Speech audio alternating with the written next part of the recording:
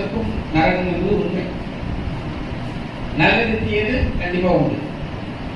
அப்போ அந்த நரகம் இருக்கிறது. அந்த நரகத்துக்கு யார் போவார்? யாரும் போக இஷ்டம் இருக்குமா? யார் வழி வேறு வாழ ஆசைப்படுவார்? இல்ல, யார் போவார்கள் அந்த நரகத்துக்கு? வேதத்தின் அடிப்படையில் சங்கீதம் 9ஆம் அதிகாரம் 17வது வசனம். சங்கீதம் 9:17.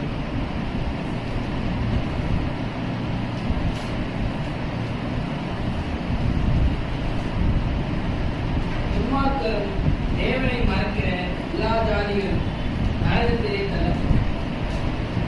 யார் போறா? துன்மார்க்கம். துன்மார்க்கம்னா யாரு?